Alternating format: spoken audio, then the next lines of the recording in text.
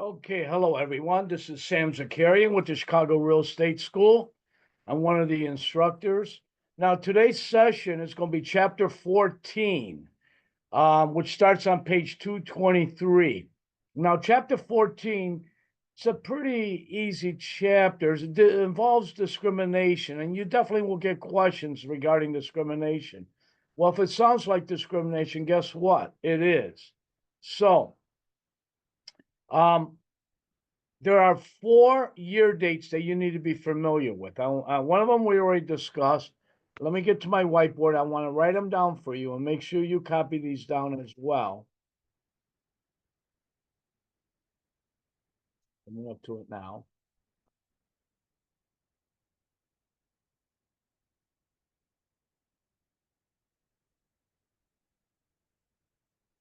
Okay, here we go. So the first year date that you need to be familiar with, the year is 1978. We talked about this in chapter 8, and this involves lead-based paint. Anything built before 1978, you have to have a lead-based paint disclosure if you're it's wrong. Hold on 1 second. Do a little bit of race here.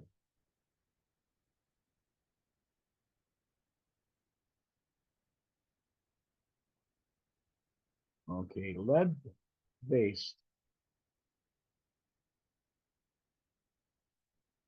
paint. Again, now, anything built before 1978, you have to have a lead-based paint disclosure and pamphlet that's given to any tenant or any purchaser of any residential property. Now, one of the other dates, gotta make sure you remember this. These are exam questions. 1866 means that you cannot discriminate based on race. Race is the one and only protected category. This is the 13th Amendment to the United States Constitution, passed right after the Civil War.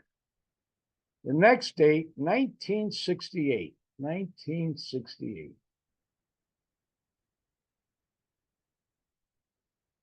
You cannot discriminate based on race,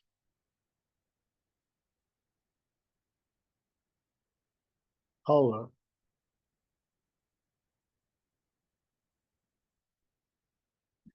religion,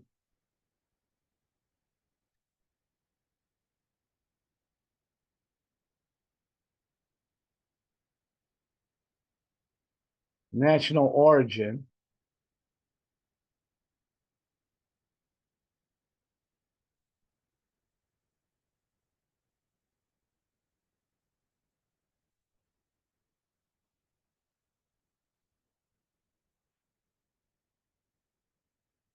and sex. Now, sex was actually passed in 1974. But as far as you are concerned, as a student for the state exam, sex is part of the 1968 law. Now, there was another uh, amendment to the 1968 law. 1988 was the year that was passed. And this says you cannot discriminate against mental,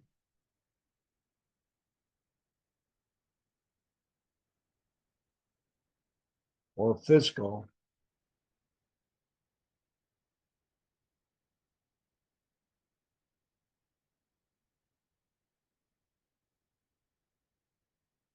disability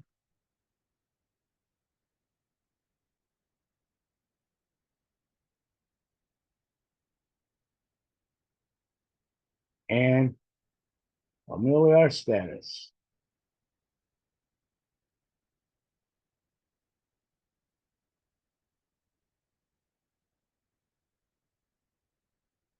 Mental or physical disability refers to someone that lost one or more of their major life functions, which also happens to include people who have AIDS. And familiar status refers to a child under the age of 18 living with a parent or guardian, or a woman who is pregnant.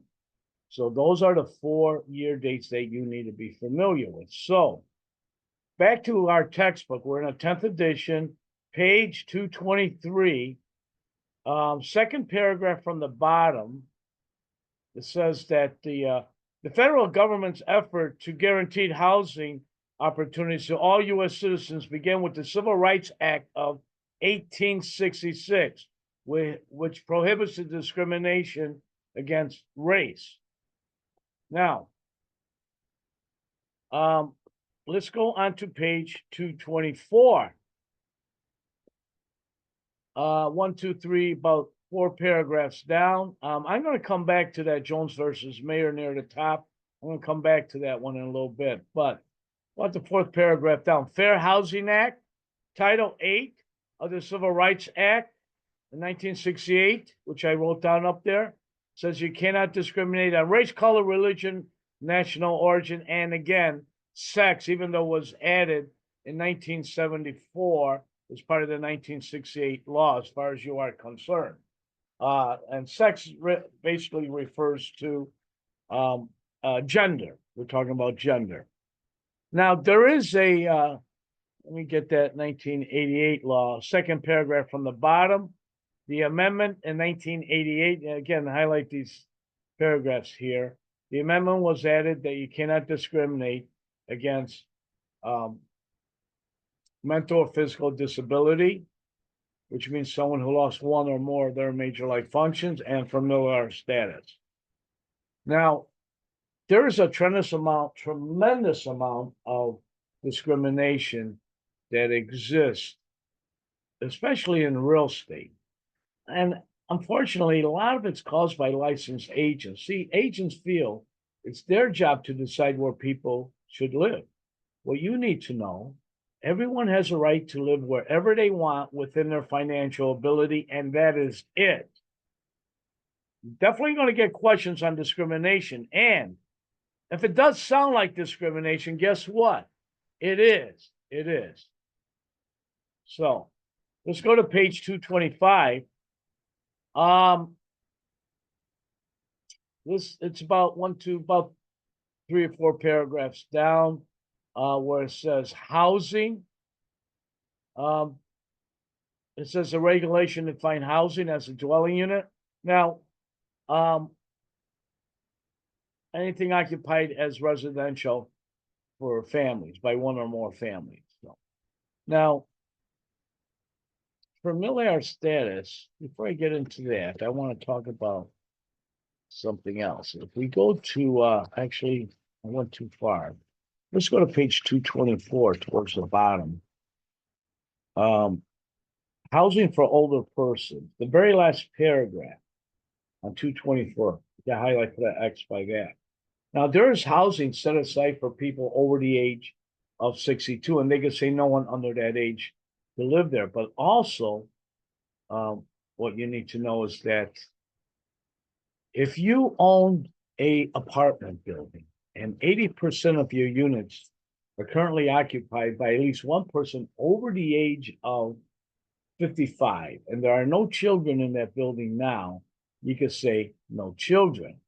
Let me give you an example. Say you own a 10-unit apartment building, and 8 of the 10 units, there's at least one person over the age of 55 in each of those 8 units, and the other 2 are vacant. There are no children in the building now. You are allowed to say no children. Now, saying that, let me give you an exam question. You own a 4-unit apartment building, 4 units. On the first floor, you have a man who lives there by himself. This man happens to be 85 years old. On the second floor, you have a woman. She lives there by herself, and she happens to be 90 years old. Third floor, you have a married couple. They're each 95 years old. Fourth floor is vacant. Right now, there are no children in the building now. Can you say no children in that building? Let me repeat the question because this is important. You own a 4-unit apartment building. On the first floor, you have a woman. She lives there all by herself, and she's 85 years old. Second floor, you have a man. He lives there by himself. He happens to be 90 years old. Third floor, you have a married couple, and they are each 95 years old. There are no children in the building now. Fourth floor is vacant. Can you say no children for that unit? The answer is no. Why? 3 out of 4 is 75%. It must be 80%. So it could never happen with the 4-unit building. Pay attention to that particular question. Now, back to 225. A disability. Highlight, put an X by that. Again, disability means someone who lost one or more of their major life functions, which happens to include people with AIDS or HIV virus. Last paragraph. Landlords must make reasonable accommodations to people with any type of disability, reasonable accommodation. Let me give you an example of what I mean. Let's say I have a building that says no pets allowed in my building, and a tenant who has a disability has a support animal. I must allow that tenant with the support animal into that building. Reasonable modification. Now, if the tenant needs any reasonable modification, the tenant must pay for those modifications at the tenant's expense. For example, what they need a wider door to accommodate the wheelchair. What they need to have the bathroom door swing both ways. They need grab bars in the bathroom. They need to lower the light switches. Who pays for those modifications? Tenant must pay for those modifications. Tenant must pay for those modifications. Now, reasonable modifications. Let's say I have a tenant that wants to rent an apartment from me. I have a second floor unit, and this tenant's confined to a wheelchair, let's say, and I have no elevator in the building. Tenant's willing to pay for an elevator. I cannot allow them to install an elevator. An elevator is not reasonable. It is not reasonable. So now also, if a tenant makes any modifications to the premises, the landlord could keep those modifications as they were, or the landlord could collect money ahead from the tenant. Notice a misspelled word here. The landlord could collect money from the tenant to restore it to the way it was. So, but again, the burden's always on the tenant. Now, on page 226, right in the middle of the page, where it says exemptions to the Fair Housing Act. Now, we're talking about the Fair Housing Act of 1968. Again, in 1968, Congress passed a law. You cannot discriminate against race, color, religion, national origin, and sex. Race, color, religion, national origin, and sex. You cannot. But there are exceptions, and you can discriminate once every 2 years. So you got highlight, put X by these bullets underneath. The Fair Housing Act exempts, let me put X's by them too. Owner-occupied buildings with no more than 4 units, single-family housing sold or rented without the use of a real estate licensee, and housing operated by organizations and private clubs that limit its occupancy to its members. Let me dwell on that just for a minute, expand on that a little bit before I continue. Now, let me give you an example. Let's say a church owns an apartment building. The church could say that only members of our congregation can live in this building at a discount. They're allowed to say that as long as they allow anyone to join this church. The next bullet here. The sale or rental of single-family home is exempt when a home is owned by an individual who does not own more than 3 homes at any one time, and they're allowed one exemption every 2 years. And real estate licensee is not involved. And the next bullet, no discriminatory advertising is used. So, again, I want to kind of stress this to you. 1968, Congress passed a law. You cannot discriminate against race, color, religion, national origin, and sex. But you're allowed to discriminate against these protected categories once every 2 years, which I don't know who keeps track of it, but that's the law. Now, I told you about one court case in chapter 12. If you remember that court case, it was the Chicago Bar Association versus Quinlan and Tyson. That was a Illinois Supreme Court ruling that stated that we as licensed agents cannot draft a contract. All we're allowed to do is fill in the blanks in the pre-printed contract that's customarily used in the area we do business in. Now, I'm going to backtrack a couple pages, so come on with me all the way to backtrack a couple pages to page 224. Page 224. Now, near the very top, it says Jones versus Mayer. I want you to highlight, put an X by that. This is on 224, near the top, Jones versus Mayer. Now, this was a Illinois Supreme Court ruling. I want you to understand this. Now, let me explain this case to you. Mayer was a homeowner in I believe this happened in a suburb of St. Louis. And he was selling his house by owner, not using a real estate agent. Well, Jones, African-American, wanted to buy his home. Mayer says, I'm not selling to you. I'm using my exemption. I haven't used it. I'm going to use my exemption, not sell to you under the 68 law of race, color, religion, national origin, and sex. This went all the way to the United States Supreme Court, and Mayer lost. Mayer had to sell to Jones. And the reason he had to sell to Jones, even though there are exceptions in the 1968 Fair Housing Act, there are in 1866 says you cannot discriminate against race, and there are no exceptions under race. Make sure you understand that there is never any exceptions under race. So make sure you understand that. And race is the one and only protected category of 1866. Now, let's go on to page 227. Let me just come back to that one case there. On page 227, it's a couple paragraphs down, housing for older person. As I mentioned before, there's housing set aside for people over the age of 62, and they can say no one under 62 could live there. And then I told you about if you own a building, 80% of your units are occupied by at least one person over the age of 55. There are no children. You can say no children in there, but it has to be 80%. Now, fair housing practices. Highlight, put an X by block busting. Those next two paragraphs. Now, block busting will show up on a state exam. Usually always shows up. And block busting is, a lot of times what's actually created are the ones that are violating this law is mostly licensed real estate agents. See, agents think it's their job to decide where people should live. So what would happen, let's say a minority moves into an all-white neighborhood. This used to happen in Chicago a lot, 60s, 50s, 60s, 70s.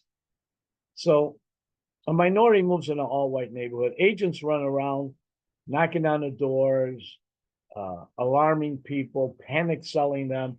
Oh, just want to let you know this minority just moved in this neighborhood, and you know what's going to happen as soon as they move in. The value of their home's going to go down. What you need to do is list your home with me, and let's sell it as quickly as possible to save your equity. Now, if you get 2 or 3 minorities moving in a neighborhood, agents were going around pounding on the doors with both fists, alarming the people. So block busting is illegal. Block busting is illegal. Now, let's get down a couple paragraphs where it says steering. Highlight, put an X by that. This is called steering and channeling. Now, steering and channeling is guiding people into a neighborhood or away from their neighborhood based on their what country they're from, what accent they have, what their last name is. Now, let me give you a couple examples of steering and channeling. I'm going to give you several of them, and occasionally these will pop up. Quite often they will. Let's say I have a Hispanic client that comes into my office and they want to buy a home. They go, Sam, we're looking to buy a home in Chicago. So what I do is I take them out and I show them homes, this Hispanic couple. I only show them homes in maybe one particular neighborhood.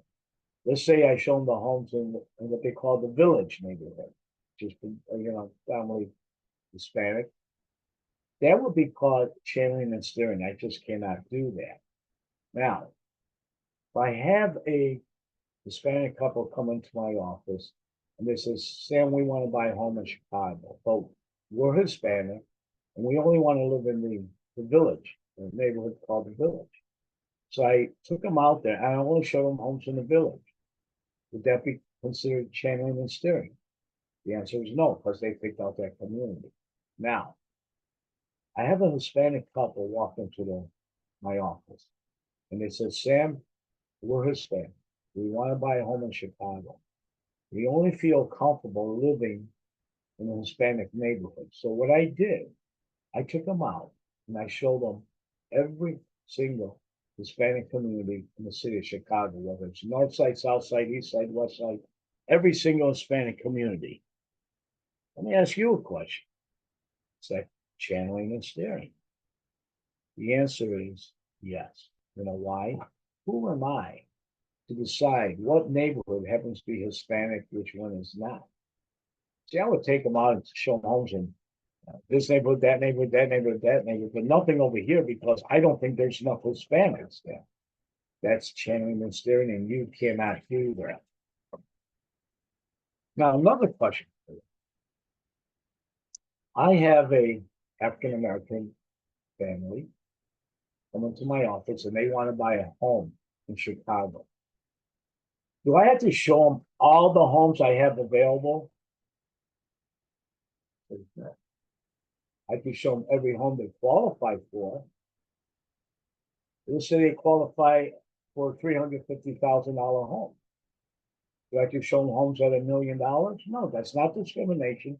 That's based on income. Do I have to show them homes at $500,000? Absolutely not.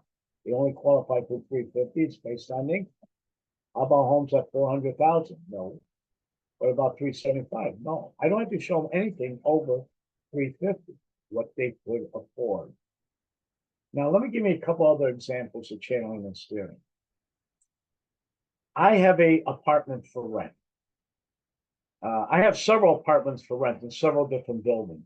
I have this couple who have 5 young children want to rent an apartment from me. So what I did is I guided them to one of my buildings that is right next to the park, right next to the playground. And in that particular building, there's a bunch of children in that building already. And since it's right next to the park and playground, it'll be very convenient for the children. And I only show them that one apartment. That is channeling and steering. You cannot do that. I have a veteran wants to rent an apartment from me. I have several apartments for rent, but in one particular building, I have a vacant apartment. And in this particular building, there's a lot of veterans that live there. And I think that if I only show him that one apartment because he's a veteran, if he, more comfortable living with in a building with other veterans, they could talk about old war stories or anything else like that. No, that's channeling and steering. You cannot do that. I have to show him everything that he could afford, no matter where they're located. Now, one more. I have a young single woman, early 20s, wants to buy a condo. But what I did, see, I'm thinking of the safety of a single young woman, and I only showed her condos that are for sale from the second and third floor and above. Nothing on the first floor because I'm thinking of their safety. That is channeling and steering, and you cannot do that. Okay? Let's understand what I'm saying. Use your common sense. It sounds like discrimination, yeah. It is. Now, let's go on to on page 228. The very first paragraph you can highlight for the X by Illinois Real Estate License Act of 2000 expressly prohibits influencing or attempting to influence by any words or conduct or prospective seller, purchaser, occupant, landlord, or tenant of real estate in connection with viewing, buying, leasing of real estate, as to attend to promote the continuance or maintenance of racially and religious segregation housing, or to retard or obstruct or discourage racial integration housing on or any street, block, neighborhood, or community. Very important. Now, advertising, you can highlight and put an X by the next couple paragraphs. Now, I want to give you a question. Now, you can't use any type of discriminatory advertising, but here's a question for you. I have someone that wants to sell a home. Now, my client happens to be Korean, and he lives in a Korean neighborhood. And he asked me if I would advertise his house in the Korean newspaper, Korean language newspaper. The question is, can I do that? Can I advertise in the Korean language newspaper? The answer is yes, if I also advertise in a newspaper that's available to the general public. See, if I only advertise in the Korean language newspaper, I'm discriminated against everybody else. Please try to make sure you understand what I'm saying right there. Now, redlining, last couple of paragraphs, redlining. Now, redlining is illegal. Now, years ago, when you walk into a bank, what they used to have for example, they have a map of the city of Chicago. And what redlining was, they would take actually a red marker and circle a certain neighborhood. Now, if you lived in this neighborhood as opposed to outside this neighborhood, they will either turn you down for a loan or charge you for a higher interest rate. Why? Because the racial makeup of those people in this red line area, they felt are more likely to default on that mortgage. Redlining is illegal.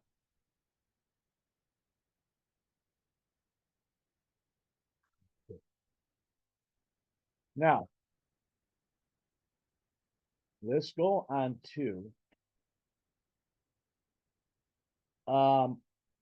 let's go to page 229 near the top, intent and effect. Now, if a licensee purposely goes out there and engage in blockbusting, stirring, or other unfair activities, the intent to discriminate is obvious. It is a federal felony. You will go to jail for it. Again, people have a right to live wherever they want within their financial ability. There is to it. Now, a little bit past halfway down, enforcement of the Fair Housing Act. I like you to highlight and put an X by that paragraph, and actually the rest of the lines at the bottom of page 229. Also, you can highlight all these bullets on the top part of 230, I mean. Now, if someone has been discriminated against, what they could do, they could file a complaint with HUD. They could file a complaint with the United States Attorney General, or they could file a lawsuit in federal court. Actually, they could do one of the three. They could do two out of the three. They could do all three of them. Now, a paragraph towards the bottom where it says Equal Credit Opportunity Act. We talked about this before in chapter 6. The purpose, they call this ECOLA. The purpose of ECOLA is to prevent any type of discrimination in granting of credit. Now, under ECOLA, they said, they have a list here. We talked about this, but I'll mention it again. You cannot discriminate against income, basis of income, net worth, job stability, credit rating. Sorry, let me get to the next page.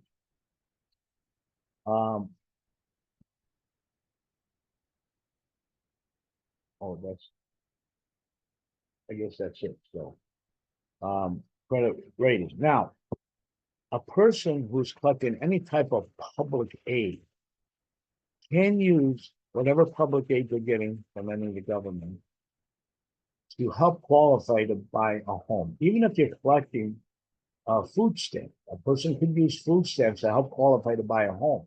As long as you get proof you're going to continue to receive the food stamps for a certain number of years. What it is, I'm not quite sure. I don't even tell you that. So now let's go on to page 231. Oh, here it is. Those top bullets. I'm sorry, I did miss that. 251 under ECOA. Cannot discriminate against someone over the age of 18. Under 18, of course, you can. And then they talk about the food stamps or any type of Social Security or anything else. Now, about a third of the way down where it says Americans with the Disability Act, ADA. I like you to highlight, put an X by that paragraph and the next 1, 2, 3, 4. Actually, the rest of this page, starting with ADA. Now, Americans with the Disability Act. What you need to know that anything that's open to the general public must be ADA accessible, meaning hotels, restaurants, real estate offices, theaters, movie houses. They all have to be ADA accessible. They have to have the ADA doorknob with the one finger you can open up the doorknob, open up that door. That's what they have to have. Now, also, what's called Title I of ADA says if you have a company and you have over 15 people working in that company and someone who has a disability applies for a job and they're qualified for that job, the owner of the company must make reasonable accommodations to accommodate this person with that disability. Let's say someone's confined to a wheelchair and they need a special desk to accommodate their wheelchair. Well, the owner of the company must provide that. They need to put in the grab bars in the bathroom, for example. Now, a reasonable modification. Let's say I own a company and I have over 15 employees. I have someone who wants to apply for a job. I have a job opening. Now, what I'm looking for is someone with accounting skills to handle my books. And this person has a disability and they apply for the job, but they don't have the skills necessary for the job. Do I have to hire this person? No. The answer is no. I'm not going to hire someone who's going to mess up my books or anything else like that. That is not discrimination. They're not qualified. But if they are qualified and they have a disability, I hire them, I must make reasonable accommodations for them. Now let's say my office is on a second floor. I have no elevator in my building to access my office. Installing an elevator is not reasonable. I just cannot hire that person if they're confined to a wheelchair.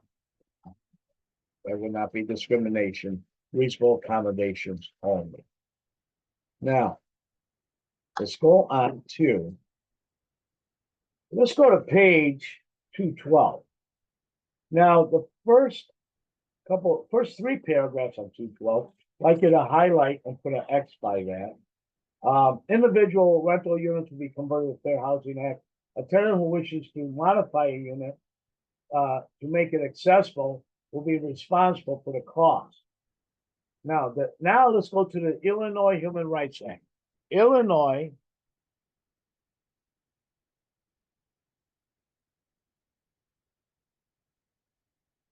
Human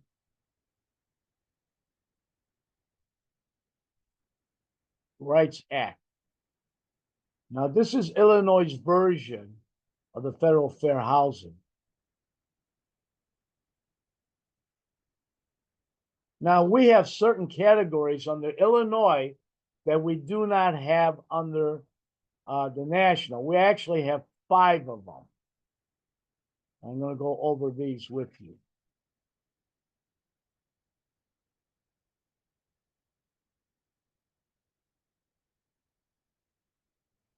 Now,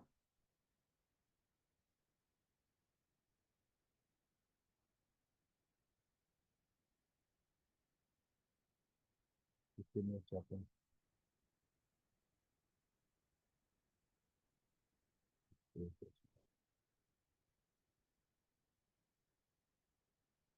Okay. Now, that very next paragraph, the third paragraph on page 232, and stay with me on this. Under the Illinois Human Rights Act, this is a civil rights violation for any licensee to engage in any of the following acts of discrimination based on, now, race, color, religion, national origin. Those are federal. But please circle the next one, ancestry, because that's only Illinois. Circle the very next one, age. That's only Illinois. Now, sex is included in federal, but where it says marital status, that's only Illinois. Now, physical or mental disability, that is federal. We'll circle the next two, military service or unfavorable discharge from the military. Familiar status is federal, but circle the next one, sexual orientation. So let me go over this again in case you missed it. I want to mention the 5 main categories under the Illinois Human Rights Act that we don't have under federal. So let me go over this again, these bullets right here. Now, race, color, religion, national origin, those are federal. But I told you circle ancestry, because that's only Illinois, not federal. Circle the very next one, age. That's only Illinois, not federal. I'm going to explain these in a moment. Now, sex is federal, but the next one, marital status, that's only Illinois. It's not federal. Now, physical or mental disability, that is federal. But the next two, military service or unfavorable discharge from the military, that's only Illinois. Familiar status, again, is federal. And sexual orientation, circle that one. So let me go over these. I put them up here. So these are the main things. First of all, marital status. In Illinois, these I'm talking about, you cannot discriminate against anyone that is not married under Illinois, as you can. Age, as long as you're over the age of 18. Military or unfavorable discharge of the military, that's only Illinois, not feds. Ancestry is Illinois. Now, let me explain ancestry. Maybe you were born here, or maybe your parents or your grandparents came from another country. Maybe they're from Mexico. Maybe they're from Italy. Maybe they're from Germany. That's your ancestry. Can't discriminate against that. And the S is sexual orientation. Sexual orientation, which means gays and lesbians are protected under Illinois. Okay. Those are the main categories. Now, the rest of the bullets at the bottom of this page versus specific acts of discrimination which are prohibited. Please go over those. Highlight those. You can even put an X by that, but go over that. I want you to be very familiar with it. Now, let's go to page 233. There's something kind of upsets me a little bit, but I don't get it. I don't understand it, but I'm going to have to read it to you. So on page 233, the first line and a half, it says, it's already in bold too. It says the Illinois Human Rights Act defines an elderly person as anyone over the age of 40. Illinois Human Rights Act. I think some of you, I can hear some of you laughing out there. It's usually the younger people. Don't worry, you're going to get there soon enough. I don't know what really that means. Well, it means for someone my age, I always say that either if you're elderly at 40 at my age, I don't know if I'm either deceased or I'm a fossil. I don't know what I am. Now, I'd like you to go over the rest of this on this page and also on page 234 as well. Now, the one thing is on 234, right after the set of bullets, Illinois sexual harassment law. You highlight for the X by then. What's considered sexual harassment? Now, sexual harassment it's now mandatory as part of the continuing education, as part of the law, that you cannot sexually harass anyone. And sometimes, I mean, we're talking about a lot of different things, you know, like sometimes you can't whistle or cat calls or say things that you can't touch them. You can't touch anybody. Um, it is considered sexual harassment. Uh, you know, if you hear about the movie stars coming out now that they were sexually harassed 20 and 30 years ago, and why are they coming out now? Because 20 and 30 years ago, 40 years ago, 50 years ago, there was nothing that they could have done. But now the laws have come out there to uh, try to stop or prevent any type of sexual harassment. They give you some examples there. And actually, this is going to be covered on your very first renewal when you renew your license. And it's going to be covered also along with discrimination. We spent a couple hours on sexual harassment and continuing education, and a couple hours on discrimination. So the last thing I want to say before we close out on this chapter is that everyone has a right to live whatever they want. If you look on page 236, it's showing you this. See the house here with the equal sign? That should be on your website. That should be on your business cards. That should be on anything that you send out. And it says that you cannot discriminate. That should be out there all the time. Now, if you feel that there's any type of discrimination that's going on with maybe one of your clients or something, you need to notify your sponsoring broker immediately.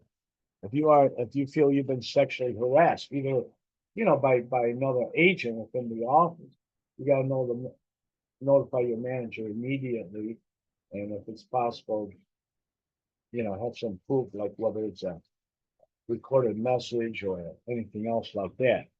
Now, on page 237, the very first paragraph, highlight, put an X by this. Implications for real estate licensees. They are very, very serious. As I said, this is a felony. You will go to jail for any type of discrimination. The next paragraph, highlight, put an X by that. Fair housing is the law. There's no excuse to discriminate against anyone. Okay. Yes, you will lose your license. You will go to jail. You're not going to sell real estate from jail anyways. The rest of this you could just go over on your own. Remember, use your common sense. When you see questions regarding discrimination, again, if it sounds like discrimination, yes, well, it is. So make sure that's the end of this session. So make sure you do the questions at the end of on your dashboard, the chapter quizzes for chapter 14. Keep up with the quizzes. If you have any questions, you can always talk to your instructor, or you can also email the school, and we'll make sure we answer any of your questions. Now, what I talked about on the state exam is federal and state discrimination protected classes. Now, Cook County has its own, City of Chicago has its own, they have more. So you got to be aware, you get it from your office manager. And again, just use your common sense. I mean, if it sounds like discrimination, yeah, you know what, it is. So that's it for this particular session. I'm looking forward to working with you on the next session. This is Sam Zakarian with the Chicago Real Estate School. Have a good day, study up, keep up with everything. And I hope to see you soon in the real estate market, selling lots of houses. Thank you.